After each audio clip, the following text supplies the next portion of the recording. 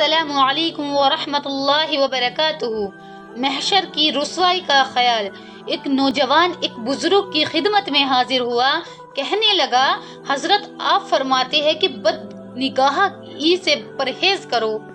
حضرت آپ فرماتے ہیں کہ بد نگاہی سے پرہیز کرو۔ نوجوان ہوں، بازار سے گزرتے ہوئے میری نگاہ قابو میں نہیں رہتی، کیا کروں؟ میں نگاہ کو کیسے کنٹرول کروں؟ انہوں نے کہا کہ میں یہ راز سمجھاؤں گا، شرط یہ ہے کہ میرا کوئی کام کر دو۔ اس نے کہا، جی ہاں حضرت، کرنے کو تو تیار ہوں۔ فرمایا، فلاں جگہ ایک بزرگ بازار کی طرف رہتے ہیں، ان کو یہ دودھ کا پیالہ پہنچا کر آؤ۔ اس نے کہا، میں پہنچا دیتا ہوں۔ فرمایا، ایک بات اور بھی ہے کہ دودھ گرنے نہ دینا۔ اس نے کہا، فکر نہ کرے، ایک قطرہ بھی گرنے نہ دوں گا۔ انہوں نے کہا، اچھا اگر گر گیا تو پھر ایک بندے کو ساتھ بھیجوں گا، وہ تمہیں 2 تھپیڑ لگائے گا۔ اس نے کہا، منظور ہے۔ انہوں نے پیالہ ذرا لبالب بھر دیا اور ایک مضبوط انسان کو بھی ساتھ کر دیا کہ جہاں دودھ کا کوئی قطرہ گرے، بھرے بازار میں 2 جوتے اس کو لگا دینا۔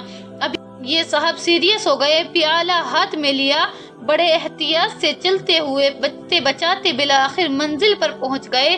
خوشیوں کے ساتھ واپس آئے کہ حضرت میں نے وہ دودھ اس بزرگ تک پہنچا دیا، اب آپ مجھے نظر کی حفاظت کا طریقہ بتائے۔ انہوں نے کہا، دودھ تو آپ نے پہنچا دیا، مگر یہ بتاؤ آج راستے میں تم نے کتنی شکلوں کو دیکھا؟ کہنے لگا، حضرت ادھر ادھر دھیان ہی نہیں تھا۔ بزرگ کہنے لگا، کیوں دھیان نہیں تھا؟ عرض کیا کہ حضرت دل میں خوف تھا کہ اگر یہ پیالہ چھلک گیا تو ساتھ چلنے والا آدمی بھرے بازار میں مجھے جوتے لگائے گا، میری رسوائی ہوگی۔ فرمانے لگے، اللہ والوں کا یہی حال ہوتا ہے، وہ سمجھتے ہیں اگر نگاہ کے ذریعے یہ دل کا پیالہ چھلک گیا تو قیامت کے دن سرے بازار میں رسوائی ہوگی، حضور اقدس صلی اللہ علیہ وسلم کے سامنے رسوائی ہوگی، اسی لیے ان کی بھی نگاہ ادھر ادھر نہیں اٹھتی۔